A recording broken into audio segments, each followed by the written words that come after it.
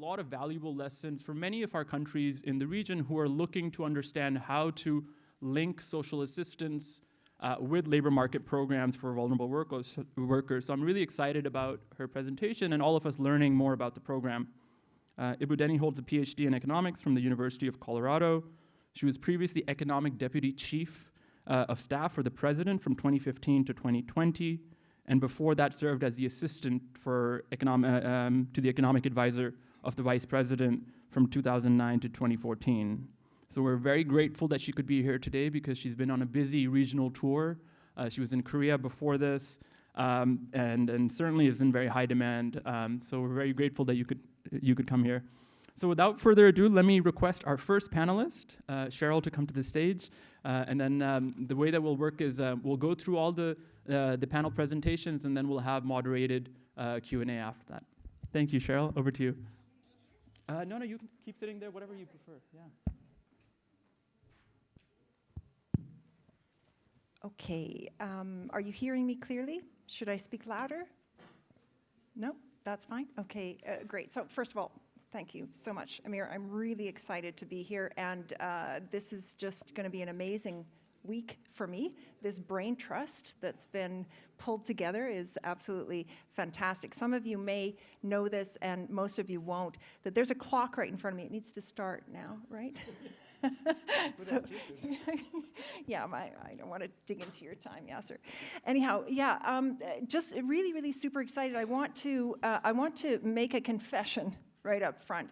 I am not a social protection expert, not like all of you at all. My experience comes from 20 years in the World Food Program, designing and delivering cash transfer operations and also technical assistance for governments.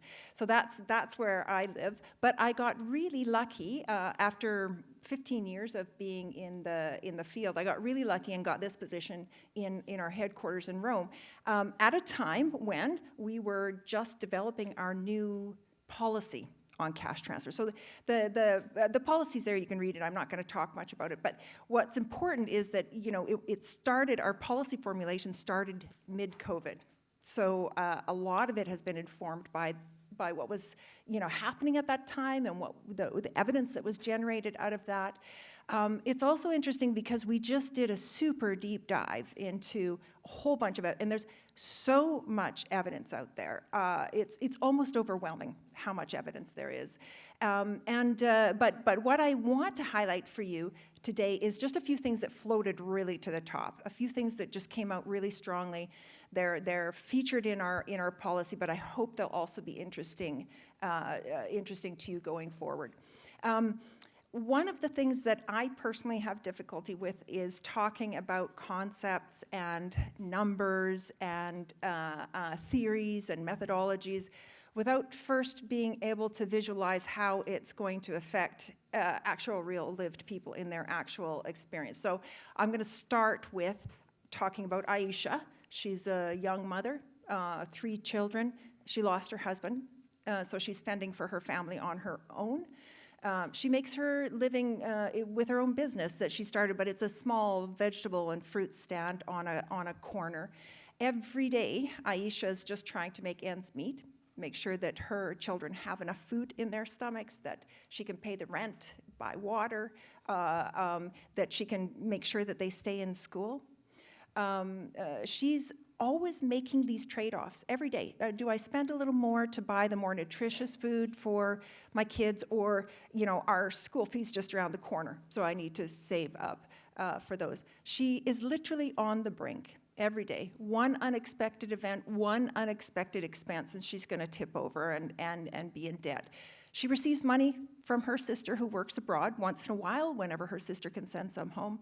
She gets a small cash grant from her government that started during COVID, so she's not really sure when that's going to end. But one of Aisha's biggest worries is keeping her eldest daughter in school for as long as possible, because she knows what impact that'll have on her daughter's future.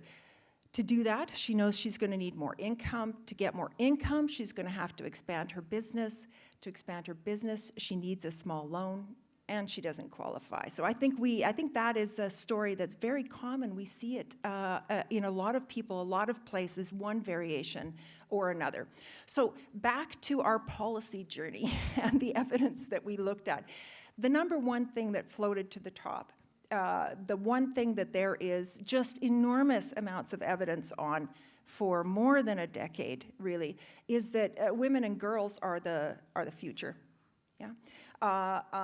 Just the IMF, the World Bank, it's super crystal clear that when you give women money, when women start to gain economic equality with men, that poverty levels go down, and everyone benefits. I think we all can agree that poverty is, yes, about not having enough money to meet your basic needs or your essential needs, but it's also about powerlessness and voicelessness. And women worldwide, in every crisis, certainly during the pandemic, they bear the brunt of the crisis. Women still haven't bounced back. There was huge losses in equality for women and women's rights as a result of the pandemic, and we haven't bounced back from that.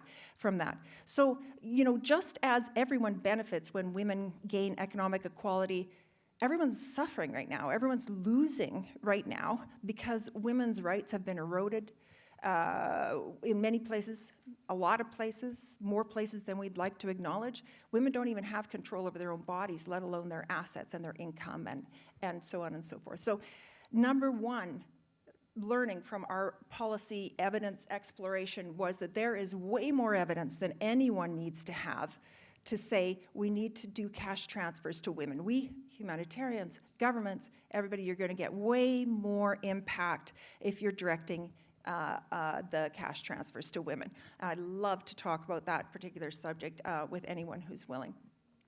Second thing that really floated to the top is that digital is there. Digital grew like crazy during the pandemic.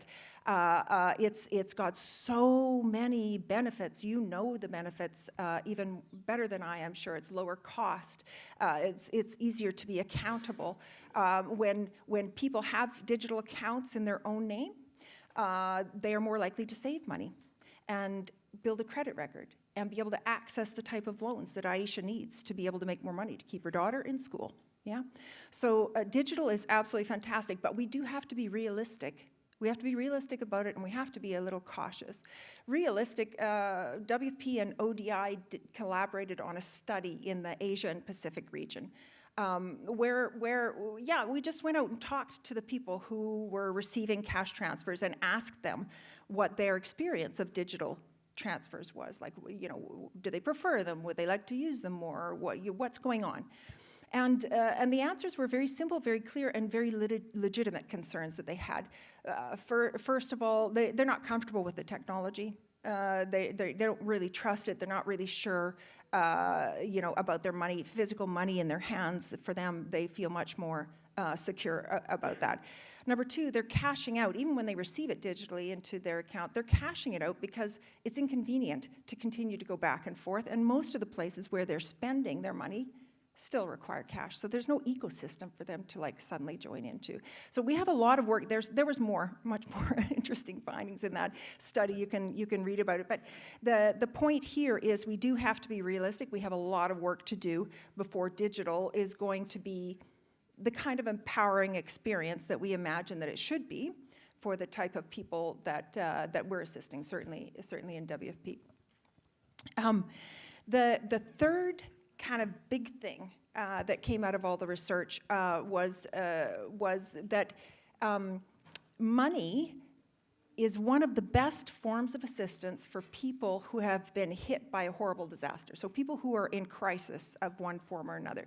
The flexibility, the choice it gives to people to be able to decide what they actually need in any given moment. People make great choices, by the way. They make really good choices, and they can protect themselves better when they have money, as opposed to, blankets and food and all those, which they need, but they can buy, right, with money. So WFP, we have this this funny saying, it's a motto anyways, way back we used to say, our job is to get the right food to the right people at the right time. Now, we've had to nuance that because we do as much cash assistance now as we do in-kind food. Last year, we did $3.3 billion to people in 72 countries. So now it's the right assistance to the right people at the right time. But my point around that is that it's in the forefront of our mind. Preparedness is in the forefront of our mind. All the time we think about the right form of assistance. That means we kind of need to know what's going to happen to markets when a particular risk materializes or a disaster strikes. The right people, we need to know who's going to be most affected and how we're going to get assistance to them as quickly as possible. And the right time, now that's a very interesting one now, because now that we have switched in so many places to using cash, we can give people money before the disaster strikes, if we're able to predict it well enough in advance. This has been a complete breakthrough for us. The studies that we've done on the anticipatory cash transfers in Bangladesh and Nepal showed that people spent the money to get out of harm's way. They suffered less during the disaster. They bounced back quicker, and overall, the cost of the humanitarian response was reduced by half. I mean, that's the kind of game-changing cost efficiency that you really, really need when global poverty and hunger rates are just skyrocketing as they are right now. So it was a huge breakthrough. I recognize there's a big evidence gap on anticipatory cash transfers. Whether or not they would be an appropriate tool in a government's national social protection system is yet to be seen. But certainly, the early evidence is showing that it makes a really big difference for people to get their money before a crisis hits. So I'm going to stop there, Amir, because I want to give the extra 5 minutes to my colleagues. And also, I'm just so excited to hear about your questions and to be able to answer those. So thanks so much for listening. Excellent. Thank you so much, Cheryl. That was really, really great. If we could project Yasser's presentation, and Yasser, maybe you can, yeah, of course. And then you can let them know when you want them to move to the next slide. Sure. She asked me to do this, so I'll do this when I want to move. So good afternoon, everyone. It's a pleasure for me to be here. I want to thank Amir and the ADB management for inviting me. It's actually my first time in ADB. So, I mean, I just want to say, Cheryl, that I fully subscribe to the fact that give the women the money, and all of the smart financial decisions in my life were made by my wife. So I really attest to that. What I'd like to do here is to take Aisha's story and, take a step back and talk a little bit about the millions of Aishas and what the policymakers are trying to do to help those millions in different countries. So I'll just go over the story of social protection and jobs in the East Asia and the Pacific region. We'll talk a little bit about the pre-pandemic situation, go maybe 2 or 3 decades before the pandemic, what happened during the pandemic and what we learned from that lesson, and then where we are and where we think countries and economies in this region should be going. Before I do that, just very quickly, Santiago did some of this in the morning, but just to make sure that we're all at the same page, when we speak about social insurance, we're speaking about contributory transfers. When we speak about social assistance, we are speaking about non-contributory transfers. At the World Bank, we think about four components in social protection and jobs. Think about social insurance, social assistance, active labor market programs, and these are programs like wage subsidies, labor-intensive public works, and then we think about delivery systems for social protection. So most of my discussion will be about social assistance, social insurance, and delivery systems for social protection. So I think I managed to put the whole story in one page, which is this one, and then we will delve a little bit into details of each of these. So what was happening to social protection and jobs in East Asia before the pandemic? There was a gradual increase of social protection in general, but that was a modest increase. And it was not even across the countries. I think I have to qualify that it's very difficult to speak about this region in one lump sum. It's a very diverse region. But most of the things that I'm talking about here are going to apply to the majority of the countries in the region, at least those in the low and middle income country groupings. So social assistance was expanding before the pandemic in the region, and there were a particular two groups that were the focus of that expansion. One is the elderly, and the second is families with young children. And a lot of the focus in the latter group was to try to prevent, to reduce the high levels of malnutrition and stunting amongst children. Social insurance also was modestly increasing. It was increasing a lot as far as social health insurance is involved, but was modestly increasing in terms of providing coverage to people in the informal sector. And we'll speak a little bit about that. As far as delivery systems before the pandemic, in most of the countries, these were quite basic, and we will talk about what does that mean and how that was magnified during the COVID crisis. Now, during COVID, what this region did, although historically this region does not necessarily spend a lot of money on social protection and jobs, at least compared to its peers, this region responded to the social impacts quite aggressively in terms of expanding the coverage and in terms of expanding the financing. So let's get into the details. And to just take a step back, I said we will talk about the last 2-3 decades. This is very quickly a graph to tell you, well, not to tell you, you all know that, but to remind all of us that this region has done an impressive job in terms of poverty reduction over the last 2-3 decades. I mean, look at these numbers. You're talking about poverty going down from 65% in 1990 to 1.2%. This is unprecedented in human history. So we have to acknowledge that this region has done that, and we also have to acknowledge that a lot of that came from the very consistent economic growth that this region has seen over the past 3 decades or so. Not only did that happen, but also in a number of the big countries in the region, inequality was going down. And this is a region where inequality is, high. It's not as high as Latin America, as San Diego was talking this morning, but it is high. And it was decreasing along with the huge pace of poverty reduction in the region. Now, the situation is actually changing, and we do have numbers and signs to indicate that maybe the slow recovery that we are seeing now is the beginning of a more modest economic growth period, which actually poses a threat on the continuation, in particular, of that inequality reduction that has been happening. And we are starting to see some signs of actually inequality increasing. Okay, so just a little bit of details here. We are all familiar with the very famous programs in Indonesia and in the Philippines.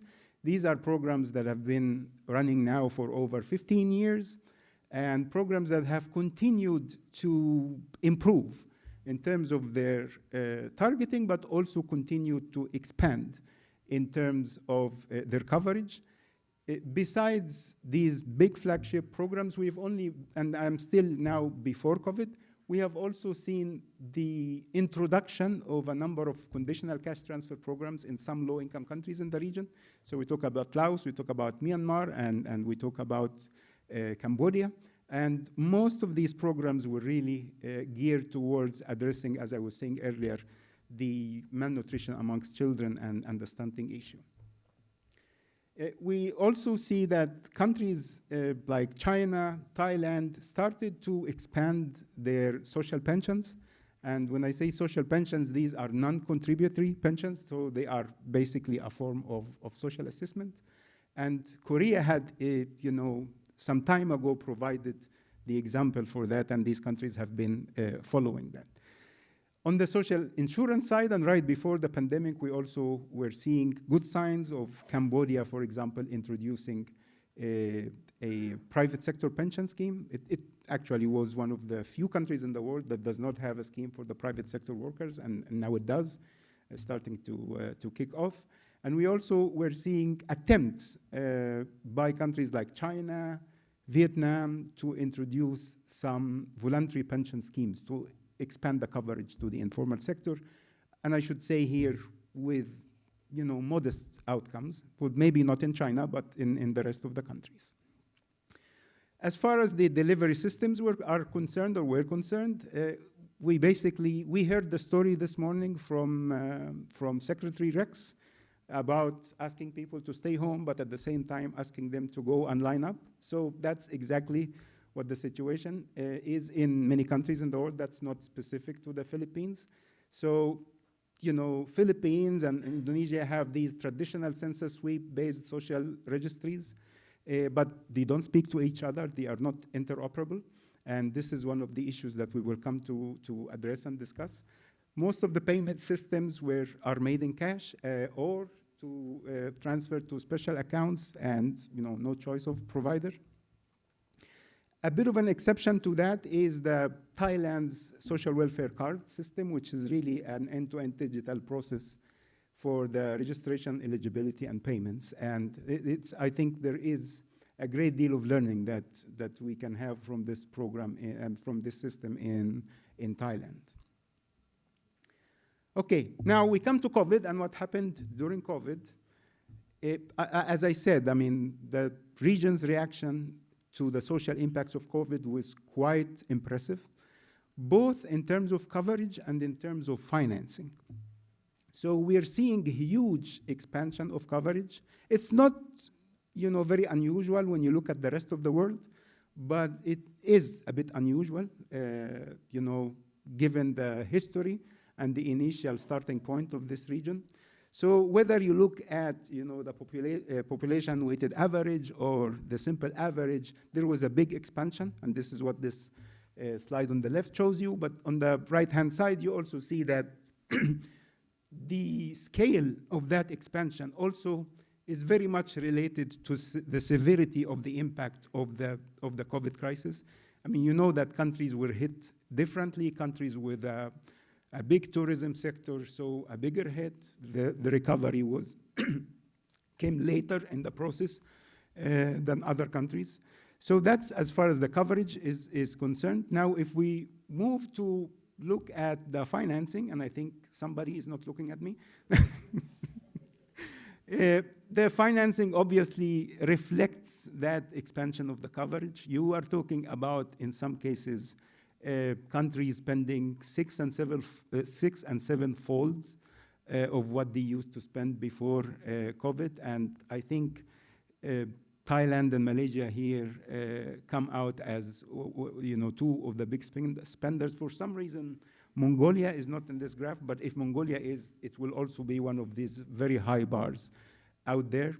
And if you look at the duration of the response, some of these countries, as I was saying, recovered earlier than others. So you see Thailand, for example, continuing in 2021, and I know also parts of 2022, because the recovery started a bit later in Thailand than it happened in some of the other countries. But what is really also very interesting in this graph is you look at a country like Cambodia, for example, who almost had very minimal expenditure on social protection and jobs prior to the pandemic, and you look at the huge, I think the number in Cambodia is about 12-fold as far as expenditure is concerned. So Cambodia spent 12 times more than it used to spend during the pandemic, and that also extended for 2 years. So, big response, and we do have some evidence now to indicate that this response actually did what it was supposed to do, which is to prevent the reversals in poverty reduction and the increase in inequality that could have happened, or maybe not stop it, but slow it down. So I think we have some good evidence that this is really money that is very well spent.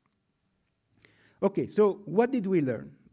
Now we come to basically talk about what that experience, and some of the morning speakers talked about this extensively in the morning, so I'll just go very quickly. I realize I'm running out of time here. Two big lessons. I think the first one is that there are two groups of the population that were relatively easier to identify, register, enroll, provide services, and support to.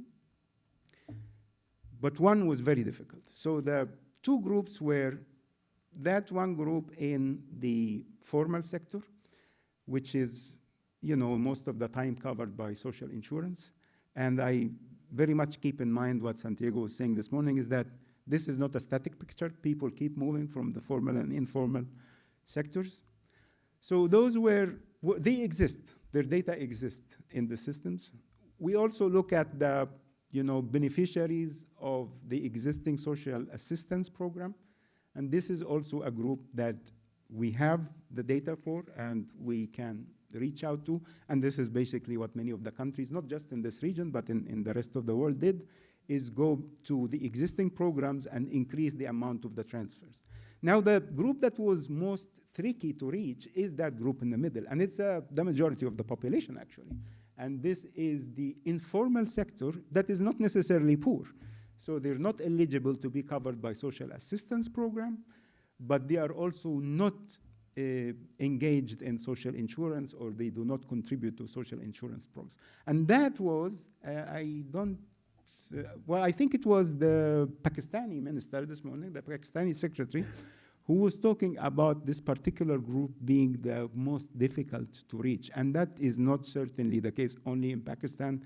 That was globally the case. So that was really one of the two big lessons, is that we really need to have data on these people so that when we want to provide support, we can.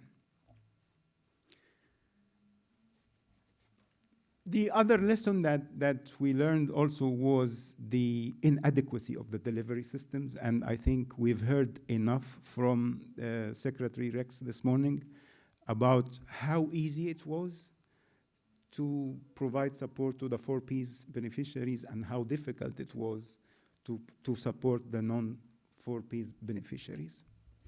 Now, before we talk about where do we go from here, I think it's important to highlight that not only have we learned from COVID and the experience, but we are faced with a world that is full of risks, and the level of vulnerability that people are having to deal with is increasing.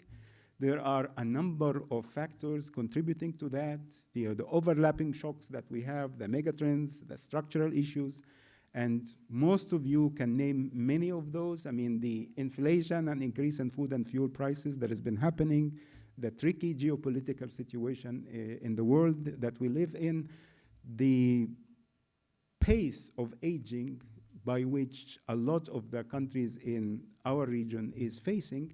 These are all reasons, and of course, the structural issues. I mean, we still continue to have a large number of the population in the informal sector in these countries. These are all compounding the situation and making more call for having a more comprehensive social protection system and what we refer to as a universal social protection system. And that's what I want to, talk about as probably to try to conclude here. So just very quickly, to make sure I am clear about what we mean by a universal social protection system, I think what we've been talking about here indicate that people face different levels of vulnerabilities at different stages of their life. And each of these, when they materialize, need a different response. So this is what we mean by universal system. We don't necessarily mean that everybody has to get benefits all the time.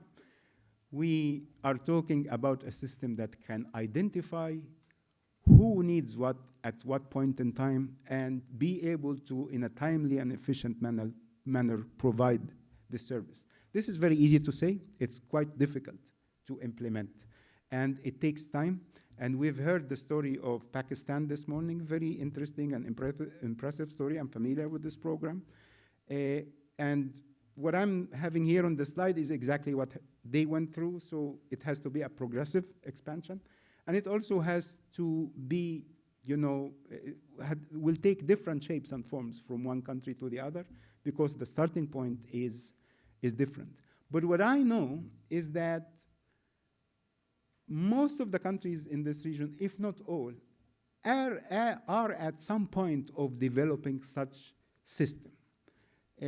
Some are quite advanced, and when I say system here, I am talking about both a social protection delivery system, but also I'm talking about a more comprehensive social protection system.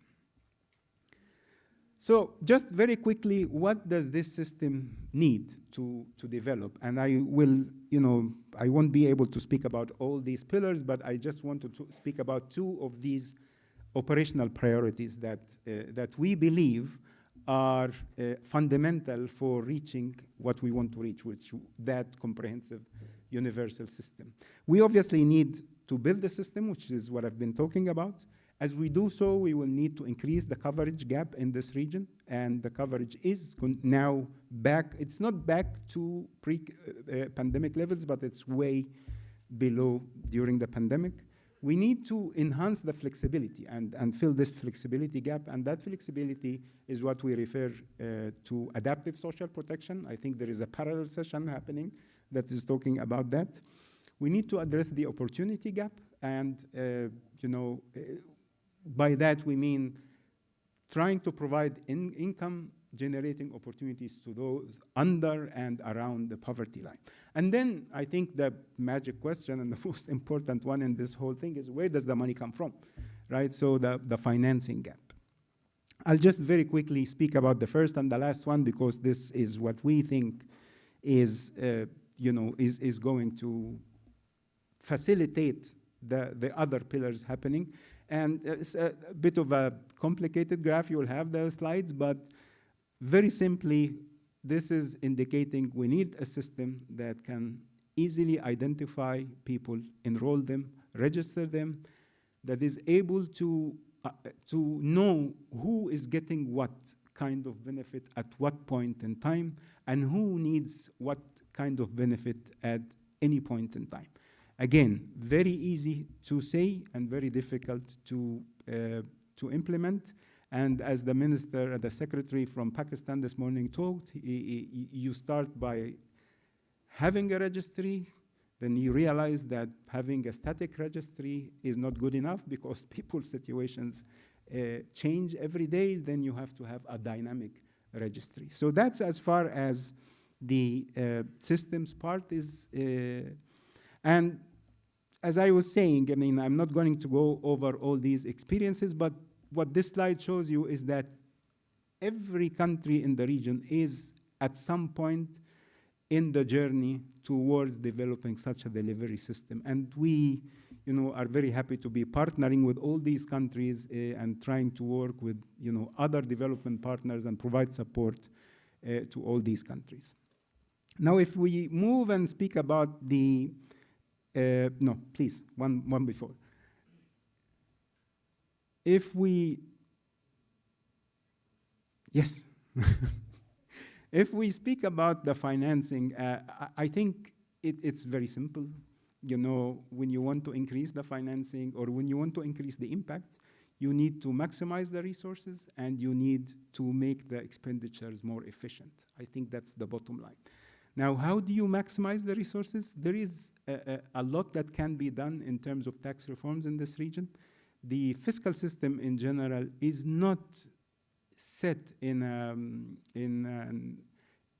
with an inequality reduction lens in mind, and I think a lot of work needs to go into this by introducing new indirect taxes, using these money to provide direct support to poor and vulnerable parts of the population, But also at the same time, and before I go to the expenditures, I mean, you have countries in this region that spend a lot of money on energy subsidies. These are regressive subsidies that we all know. Most of these resources go to the non-poor part of the population, and reforming these subsidies and saving money to support targeted programs can go a very long way in providing the financing for social protection and jobs.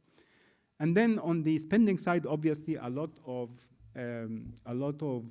efficiency can be introduced, and we have seen across the world and in this region that programs can gradually enhance their targeting, can gradually enhance the efficiency of their spending. And a combination of these two should be able to get us where we want to be. Now, I think you can look at this at your ease. This is just an example from 3 countries, Indonesia, Malaysia, and Vietnam, comparing the effectiveness of energy subsidies vis-a-vis targeted transfers, and it just clearly shows how more effective targeted transfers are.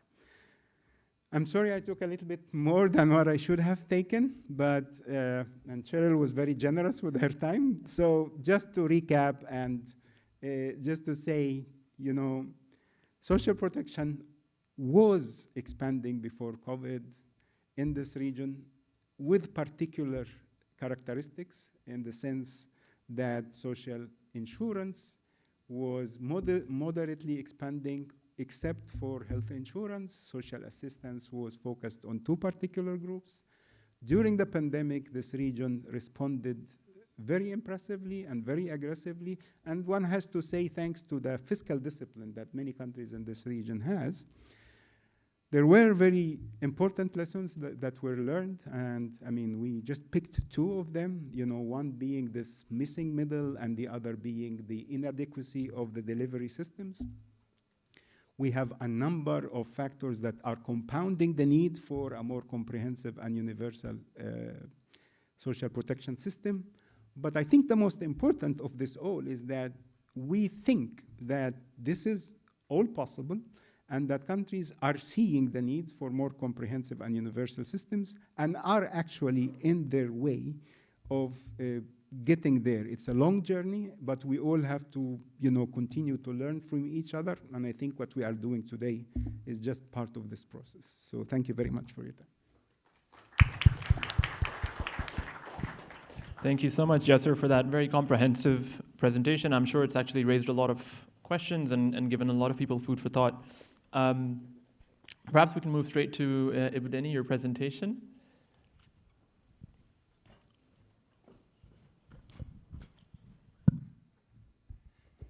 Good afternoon, everyone. So, next, please.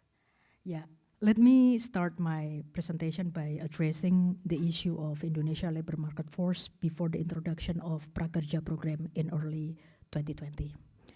So in 2019, 1 out of every 5 young Indonesians was not in education, employment, or training. And then youth unemployment was 6 times higher than the adults.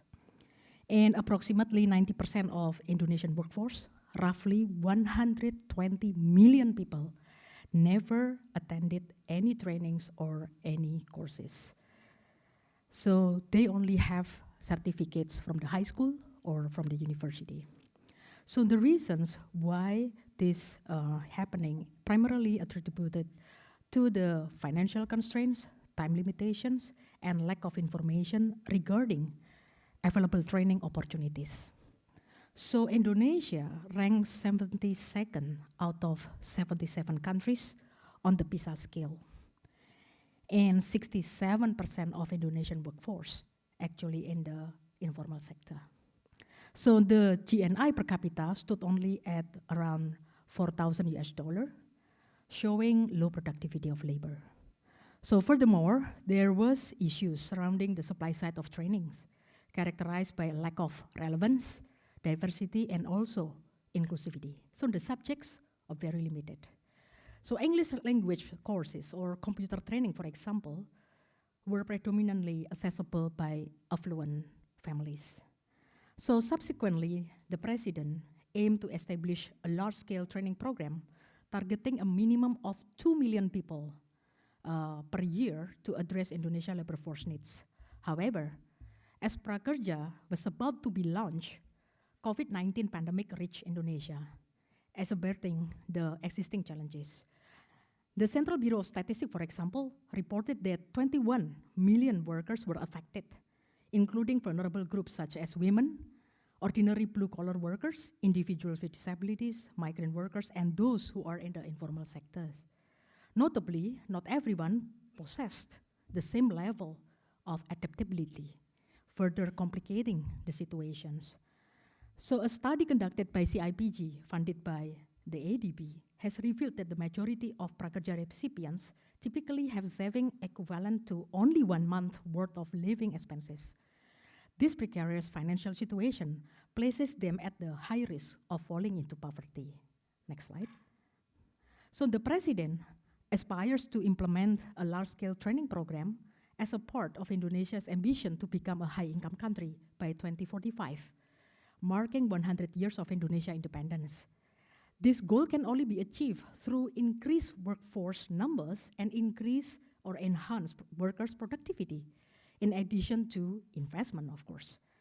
In 2019, Indonesia female labor force participation rate stood only at 54%, despite relatively similar level of education between men and women. Additionally, workers often struggle to access job vacancies due to low digital literacy. So providing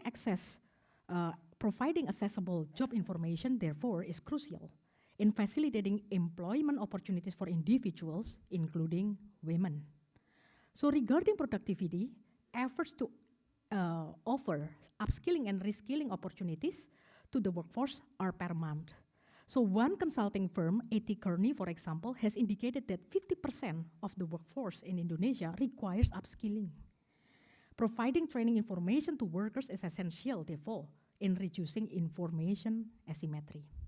So Kartu Prakerja program has the potential to address all these challenges comprehensively. Next slide. So Prakerja offers a range of valuable benefits to its participants. So firstly, it provides access to micro-learning or micro-skilling opportunities for workers with a minimum duration at this moment is 15 hours. And then these training programs are designed to be responsive to the needs of both the learners and also the employers. Flexibility is a key feature, allowing participants to choose one or several courses using government credits or scholarship provided by the program. So during the pandemic, Prakerja exclusively offers online training, making its cost effective. With just 1 million rupiah, or about $65 US, so participants can complete up to 12 courses during the fiscal year. In non-pandemic times, when offline training is available, the scholarship value increased to 3.5 million rupiah. So that's the amount that is available for everyone. So at the end of the fiscal year, if there is some leftover of the credit, the government pull all the money back to the treasury. So we have that system. So upon successfully completing their first training course, participants receive a cash incentive. Yeah, because my background is economics, so people respond to incentive. When people do not have enough money, you have to incentivize them such that they reach the finish line, such that all the knowledge is actually can be received by the participant. So these incentives serve as a dual purpose of encouraging participants to finish their training and compensating them from direct and indirect costs incurred during the program. Like for example, purchase the internet, or during the offline training, they need the transportation costs to the course site. And then, during the pandemic, the post-training incentive has been increased to support participants' living expenses temporarily. So Prakerja is limited to individuals who are not already enrolled in any other social assistance program. So talking about the robust delivery programs, Prakerja actually runs 100% online from registration and then verification and then the training and then the cash disbursement. So what happened here is that prakerja, again, is limited during the pandemic. Prakerja is limited to individuals who are not already enrolled in any other social assistance program. And per family, only 2 family members that can be accepted for the prakerja program. So adaptability has been in the DNA of prakerja since its birth. So in this way, during the pandemic, prakerja acts as a safety trampoline instead of safety net, because not only protecting but also promoting the vulnerable individuals toward resiliency. So it is, in a sense, during the pandemic, prakerja is like a conditional cash transfer. But the condition is actually you must complete the course, and then I will give you the money. In Indonesia, we have a saying that, let me teach you how to fish in order to get the fish. Because the government only provide the fish only for 4 months. And after that, you fish by yourself, something like that. So, again, prakerja acts as a safety trampoline, not only protecting but also promoting the vulnerable individuals toward resiliency. A World Bank study revealed that 44% of prakerja participants during the pandemic belong to the bottom 40%. Start in 2023, prakerja is open for the people who receive social assistance as well. So lastly, cash incentives are offered for survey participation, a crucial element in ensuring accurate data collection.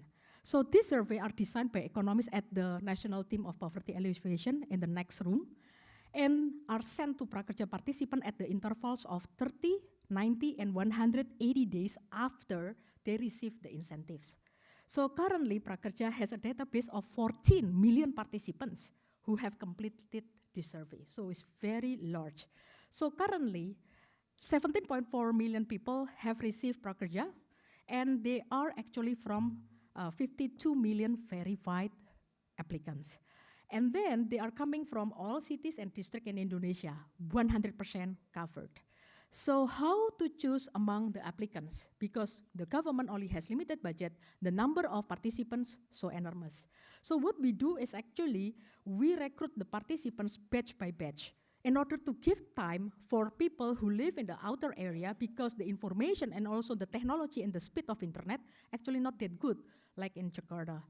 So what happened here is that, again, we do batch by batch enrollment, and then we do randomization by weights, by giving more weights for people who are unemployed, young, have applied for many times in different batches, and the most important is that we also prohibit people that comes from the top 20% of the society.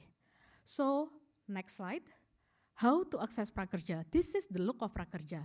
So this is really not government look, because government website typically is very stiff, cold, boring.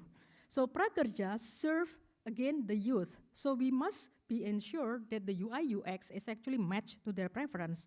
So this is the look of the prakerja. It is available in English, so you can go to www.prakerja.org, and then everybody just put their email, and then we do email verification, put the information of your ID, and we verify because we integrate with the civil registry, and then do the face recognition as well.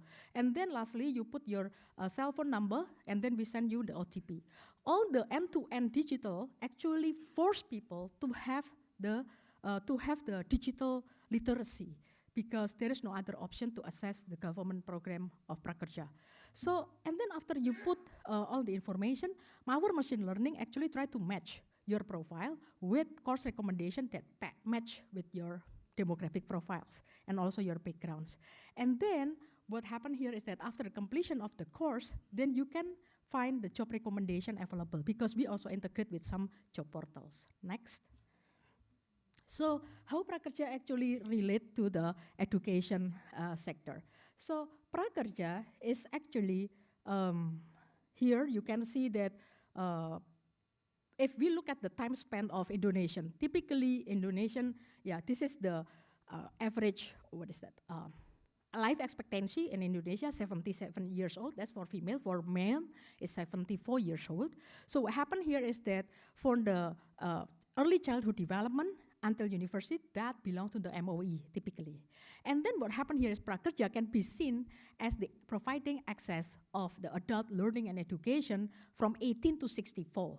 64 is actually after the pension age, because pension age in Indonesia can be as soon as 55 years old. So essentially, Prakerja provide access of lifelong learning for all. And what kind of trainings available in Prakerja? Hard skills such as programming, for example, Java, UI, UX, sustainability reporting that is basically in demand right now, #1 in LinkedIn, and so on. And then soft skill as well, like for example, team management, negotiation, public speaking, problem solving, critical thinking, and so on. And entrepreneurship, because SME owners, usually they work 360 degrees. And then next slide. Okay, go back to the previous slide. So, Pak Yasser mentioned about there is risk during the lifespan. I put 35 years old over there, red, because in Indonesia, typically, people in the mid-30s, they are at risk of being displaced because their skills are obsolete. And then the second thing is that, of course, it is more expensive to finance them with the family. Fresh graduate from university, they are young, single, agile, and they have new skills. That's why we need to provide access for micro learning for them such that they are still relevant. And this is especially for the ordinary white-collar worker and also blue-collar worker. Next slide. So this is the ecosystem of Prakerja. So Prakerja is actually ecosystem of partnership. We have 3 largest job portals connecting with us such that the relevant job opportunities or vacancies can be accessed in the dashboard of each participant. And then we also in collaboration with 6 e-marketplace, 2 the largest one in Indonesia and 1 belongs to the government. So this marketplace basically give all the information like in eBay, but this is like actually for training. So people can read the description, the ratings, the instructor, the training providers, the location, and so on. And then we have more than 1,000 trainings from 200 plus training providers. And the training providers are universities and then the private training institutes, companies, and so on. So for these training providers actually can enter the ecosystem, they must pass the assessment that we have partnered with universities, if I were not mistaken, 11 universities plus 1 NGO to assess. And then after they are inside the ecosystem and doing the trainings or deliver the trainings, there will be another 7 universities, 3 NGOs who do the monitoring. And monitoring actually not only by site visit or looking at the, how the program actually runs, but we also have metabase. We also have, because we are running on the cloud computing technology, so we know all the user journey, where they stuck, how many times that they spend, what kind of gadget they use, and tailor our products to their needs. So this is about Prakerja. Next slide. And go back. So finally, the cash incentive, people can select whether they want to choose bank account or e-money accounts. And it is fully interoperable, easy to onboard, and then we have to do the KYC and check with the civil registry. Next slide. So Prakerja, because this is a large program, the money also big. If I'm not mistaken, in 3.5 years, Prakerja actually used about $4.5 billion US.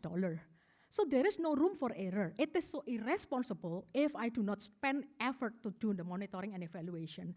So what happened beside the internal survey that are required by regulation, as I mentioned before, so and also the metabase, Google Analytics and everything in the machine, we also have the live dashboard of monitoring of the contact center. We have 3 canals of contact center, namely the first one is hotline, and then live chat, and also web form. So in the peak time, our server can be accessed by 250,000 people simultaneously, concurrent user per second.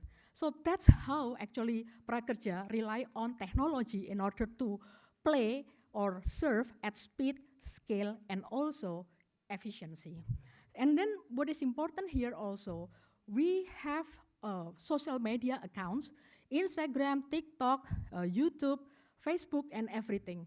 Because again, educating people, make people aware about their rights and how to access and utilize the program is very important. That's why at the end, actually the completion rate is 82%, and more than 50% increase from the pre-test to the post-test. Not only that, our rating is actually very high, 4.9 out of 5. more than 98% of participants happy with Prakerja. That's from the monitoring side. But from the evaluation side, we collaborate with 13 research institutes to do external evaluation funded by external funds. And some of them use RCT. Next slide, this is the final one. So Prakerja impact, you can see the complete evaluation report in our website. JPAL, for example, found that Prakerja actually increased food security by 6%, financial security by 8%, and then employability by 18%, and entrepreneurship by 30%. Not only that, CIPG found that Prakerja contributes positively 8 out of 17 SDGs. And JPAL also found that the increase in income is actually 10%. And if we deduce this number, we end up with return on investment of 15%. So talking about sustainability, Prakerja is truly a good investment. But again, the challenge is that Jokowi, our current president, will end his administration next year. So working to make sure for the technocrats in the government to basically ensure the next government, the next politician, to adopt and continue good programs is very challenging. And last, this is about some of the stories about Prakerja recipients that you can read in the slide. Thank you very much.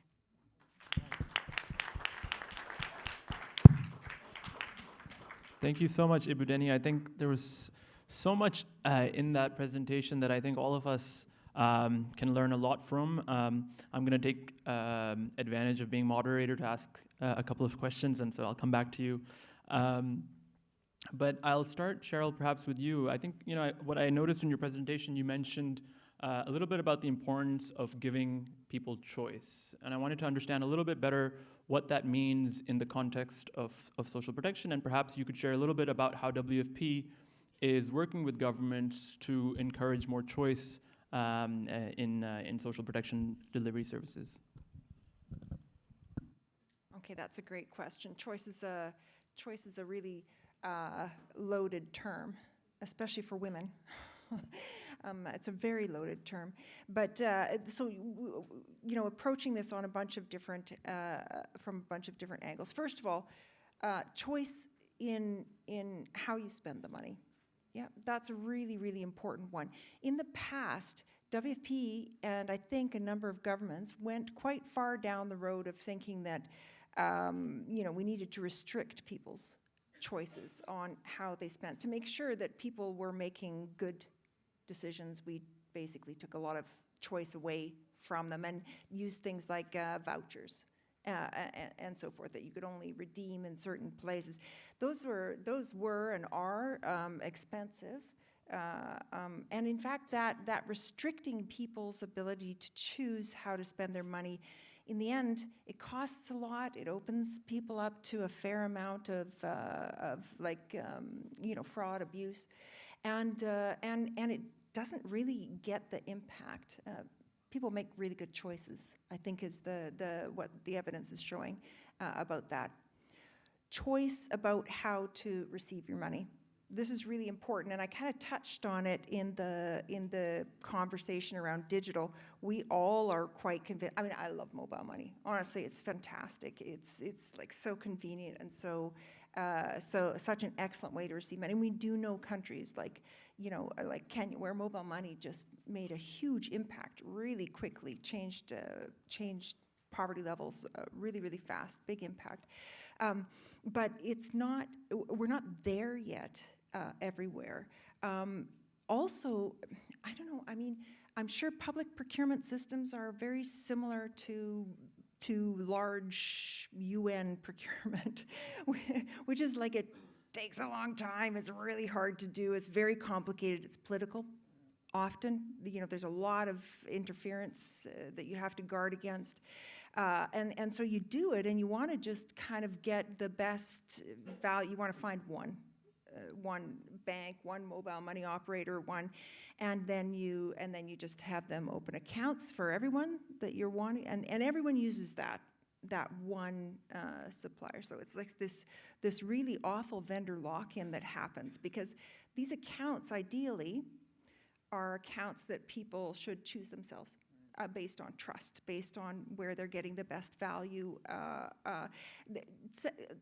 The most recent Findex put out a number, of course, I always zoom in on these numbers. 742 million women globally still don't have access to, they don't have their own account, essentially. They don't have financial access. That's huge. I mean, if that were a country, it would be the third largest country in the world, wouldn't it?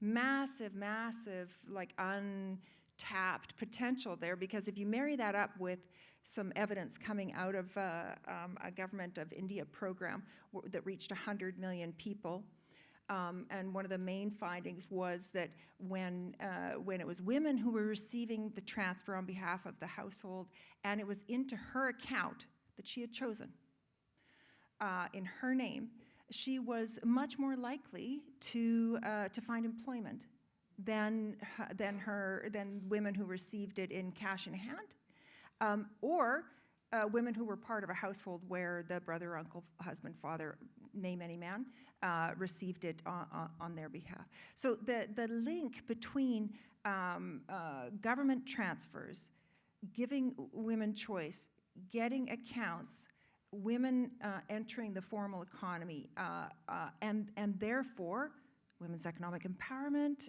which just sounds so cliche, but it's that pathway is a real one. There's a lot of evidence for it.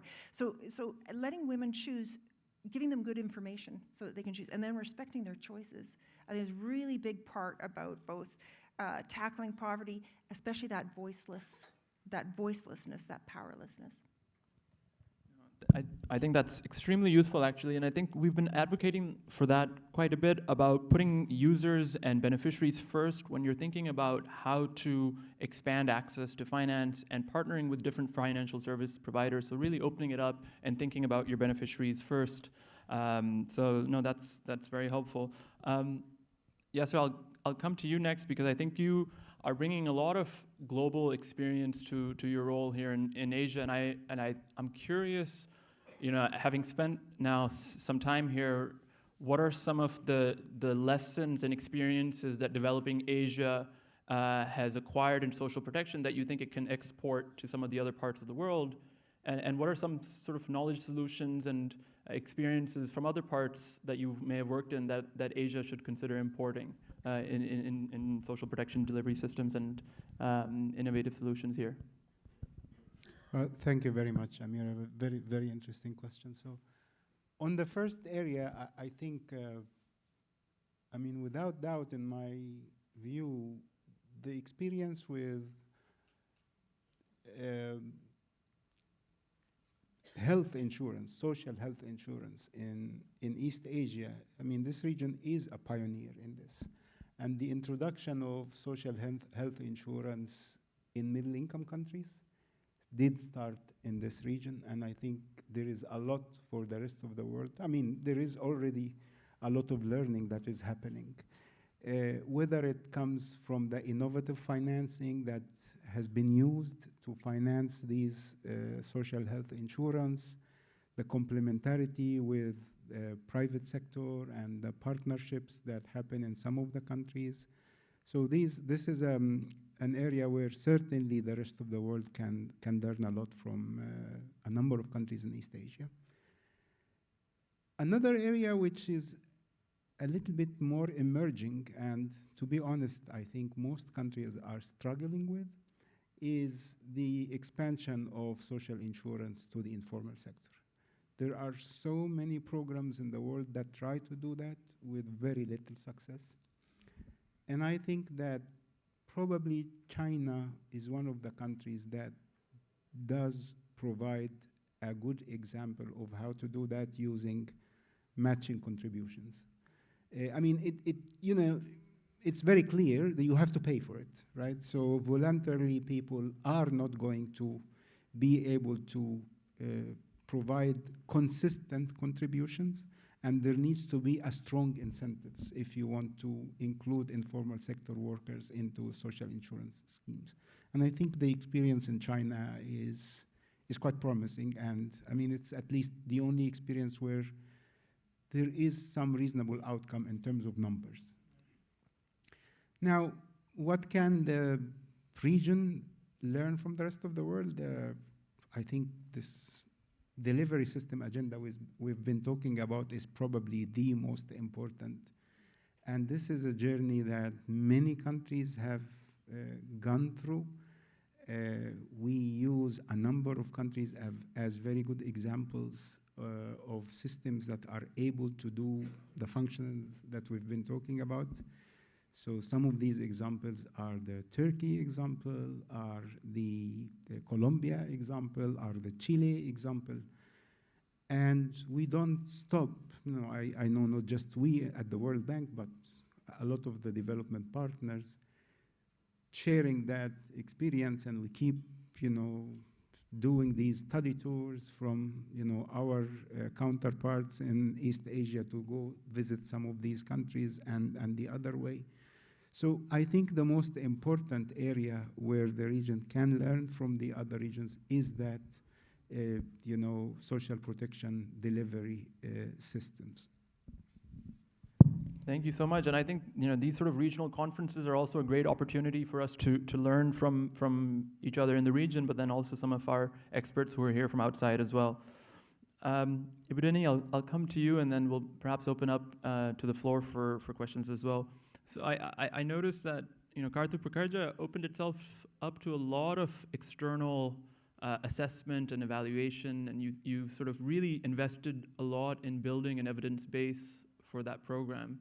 And I'm just curious, what motivated that decision to focus a lot on impact evaluation and evidence generation for Kartu Prakarja, and do you plan to continue using some of that rigorous data monitoring and evaluation to inform program design choices, particularly as Indonesia, I think, will continue to experience evolving labor market, socioeconomic trends?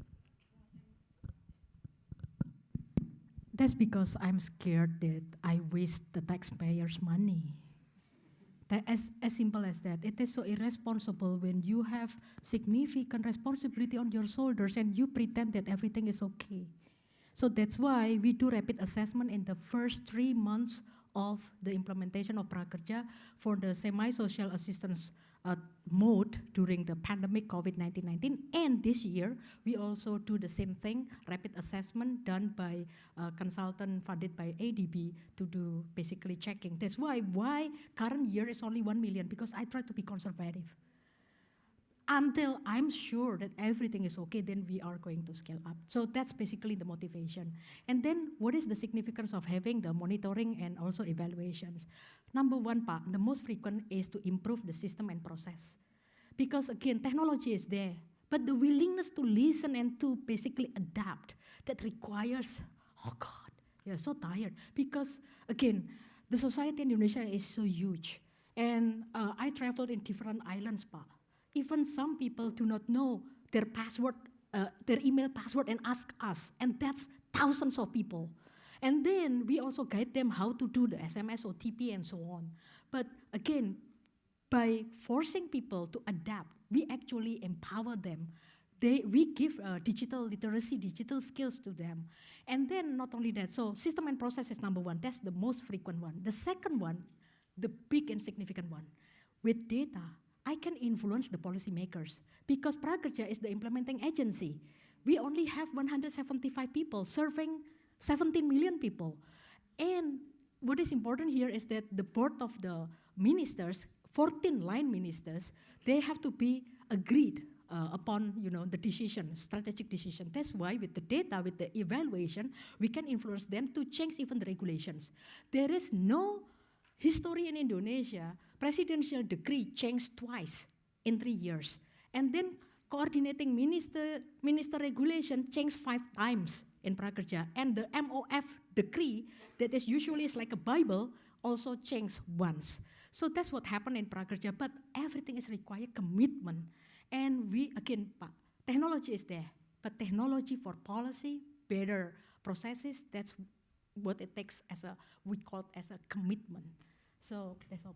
No, thank you. I think that's super interesting. And I think even though impact evaluations don't always buy political capital, but I think once you have a program that is informed by really rigorous evidence, that data becomes hard to ignore, and it makes it somewhat more convincing, especially to continue beyond one political administration. So no, it's great to see. I'd like to give our audience a chance to ask questions. There's a mic right there. I'd perhaps recommend that you just stand behind the mic. People perhaps can line up behind the mic and introduce yourself and ask your questions, please. Okay, thanks, Richard Morgan, Nutrition International. Thank you for the fantastic presentations. This is to Cheryl. So when I was at university in 1973, I came across a theory called the backward bending supply curve of labor, which was derived from colonial times, indicating that when poor families get richer, they withdraw from the labor market and become lazy and dependent. Now, your evidence in WFP and all of our evidence in the international community indicates that the reverse is true, that people use cash transfers in poor households for savings and investment, as well as to meet immediate consumption needs, particularly for their children. How is WFP approaching this debate and trying to counter these myths of laziness and dependency arising from cash transfers to poor families? Thank you.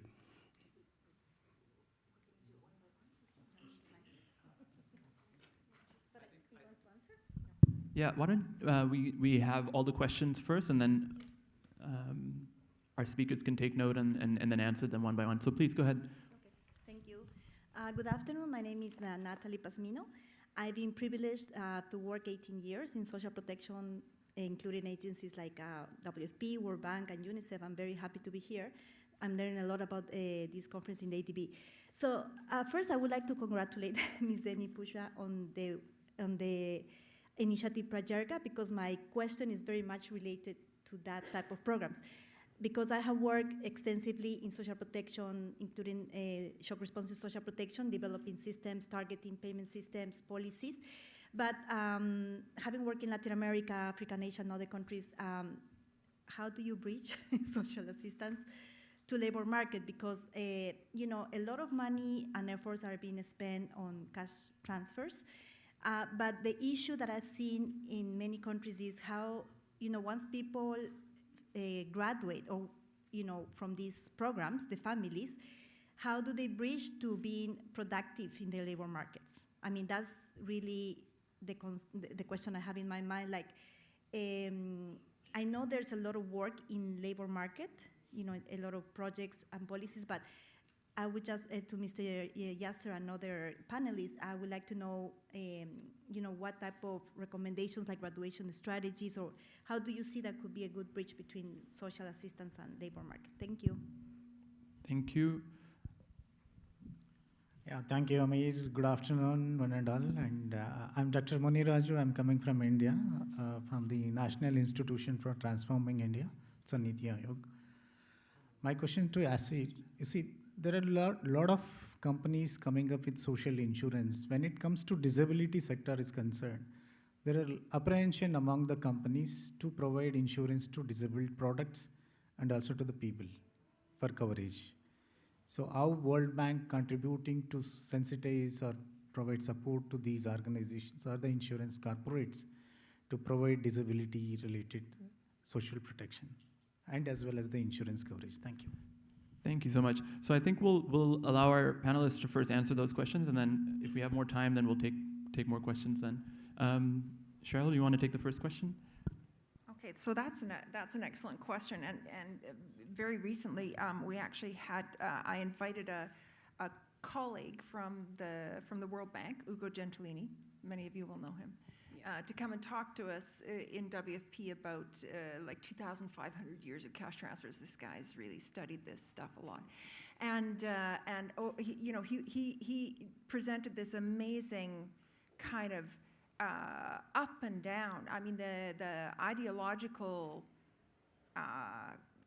perceptions around the poor are really astounding, and they're also really resilient. People hang on to those ideas about why people are poor, that they deserve to be poor, that they, you know, so giving them money, free money, without, I don't know, making them work or something like that is ill thought out that seems to be the main perception.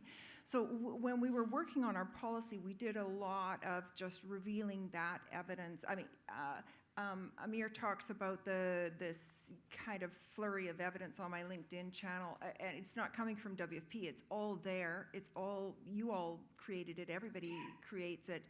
And a lot of it is really, really telling. Just simplifying it, making it really clear and easy for people to digest, and trying to take out the ideology and really just present the evidence. That's the approach that we're taking, and it worked.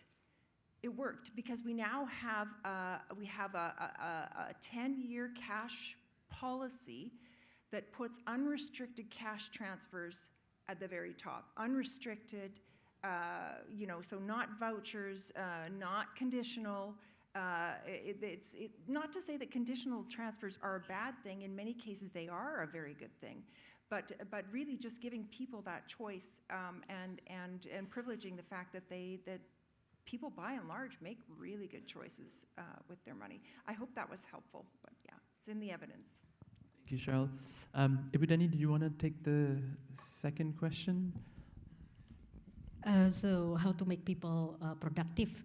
So I think from the experience, the most important how to tackle the issue of mismatch in the labor market and also the training markets.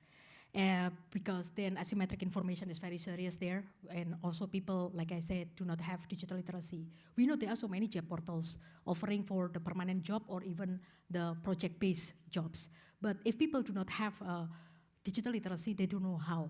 That's why Prakerja integrate everything and educate people such that they are aware with that feature in the dashboard, and it is very personalized, and they can actually browse around and then find the jobs available. And then what is important as well is that we have to give assistance for vulnerable groups. We have to come to them, and then we use also communicate in different channels. Even we also invite people to speak in their own local languages, such that it is more relevant for them. And we also put some testimonies of our alumni in our website and also in our social media in order to build confidence and also role modeling for them. And what is important here also, we let them know the value of the certificates of Prakerja for applying for jobs. And of course, in the future, we are thinking about Prakerja 2.0, how we move from this point on, and how Prakerja move from one fits-all scholarship to the multi-products and multi-level of trainings, even the sophisticated ones for the future of work, and how we can invite co-payment model from the participants and also from other agencies. Thank you. Much. And Yasser, any thoughts on the question on disability-sensitive social protection and what the World Bank is doing in this space? I don't think it was on disability sensitivity, but it was on how do you encourage social insurance for disability, if I understood the question. I think the only thing I want to say here is we have to, avoid the ad hoc reactions that Santiago was referring to this morning. I think when you think about social insurance systems, one needs to have the entire plethora of risks that individuals face. You have old age, you have unemployment, you have disability, and to try to have one program to tackle one of those risks becomes quite inefficient, inexpensive, and maybe not doable, right? So one has to think about social insurance in a pretty holistic way. And this is, you can, and this is what most countries do, start by, providing a pension system for old age, which is what most countries do, and then gradually, and the Philippines did this recently, gradually you introduce, and Indonesia, an unemployment benefit, then gradually you introduce a disability, but these all have to be in one coherent vision that you have. But to just try to introduce a new disability social insurance is quite tricky and may not really work very well. I just want to very quickly say, to answer the question that was asked to Cheryl, what Santiago again was saying this morning, this, cash transfer thing has been studied to death. And once, twice, and thrice, we keep hearing that people make very, very logical choices. And I mean, I think what you're saying is not wrong, but cash transfers certainly do not make people rich, right? So I mean, maybe if you make poor people rich, maybe you would see some different behaviors, but this is, I think, not the case here.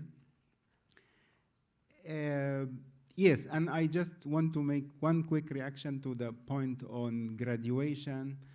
I think we have to continue to understand that conditional cash transfers are introduced in different countries with very different objectives, right? In some countries, we are doing these programs to reduce child stunting and enhance, nutrition status of young children. In some countries, we are introducing those to, motivate mothers to get their children vaccinated.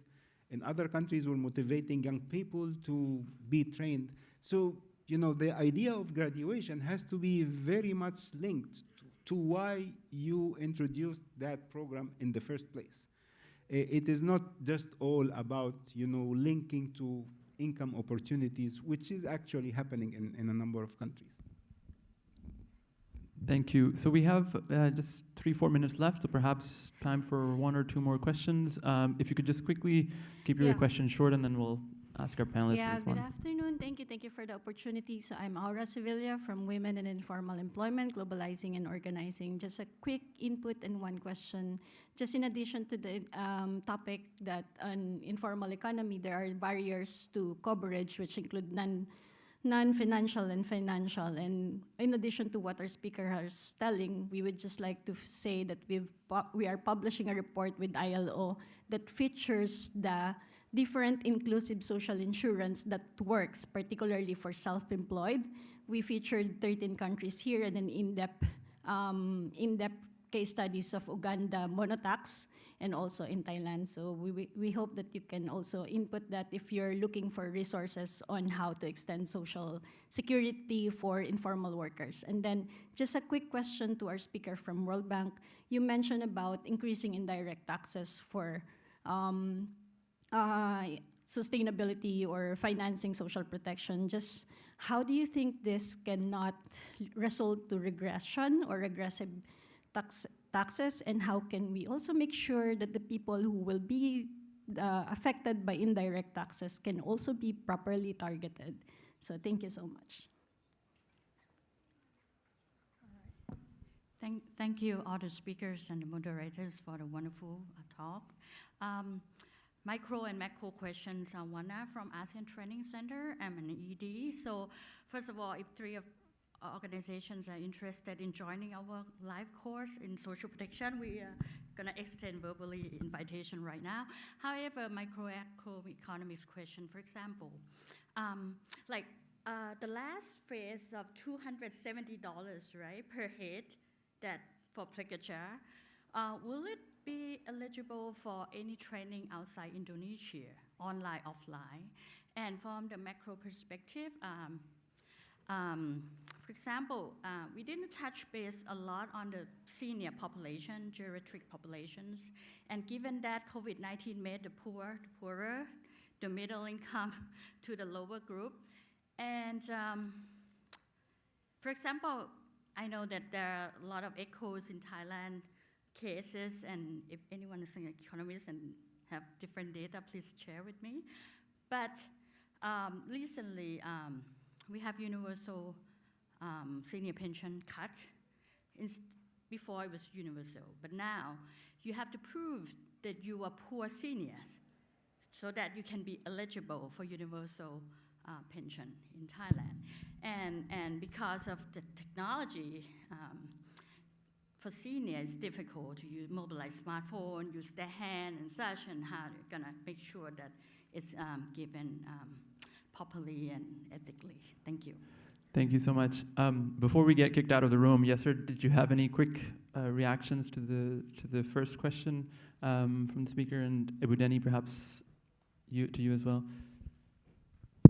No, very quickly, there are many different ways of doing this, and you can't really think of this without having the systems that I was talking about. I mean, just to give a very quick example, I mean, if you are in a database that identify you as poor or vulnerable, your VAT that you pay every day for the different products and services that you buy can go to a particular saving account for you, or one way to be exempt, or another way to increase the VAT by 1% and use the resources to directly transfer money to a certain group of the population, or use the VAT that these groups already pay, to enroll them, for example, in a social health insurance system, or to provide them with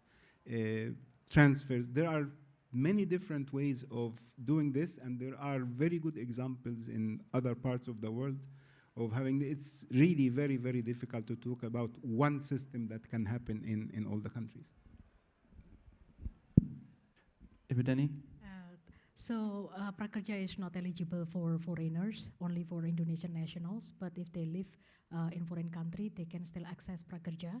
But the most important is that the account should be in Indonesian rupiah, not in the US dollars and or other currencies. Because we do, again, verification with civil registry to check whether you are Indonesian nationals or not. And then we are currently also in collaboration with, I mentioned, more than 200 training providers, but actually the number of applicants is 2,300.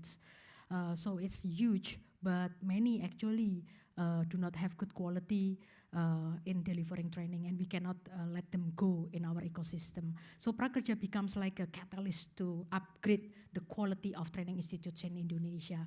And we are currently also exploring the possibility to invite the foreign MOC in Prakerja, such that we can basically, unlimited in giving the access of the most recent, most advanced courses needed for the future work. Thank you.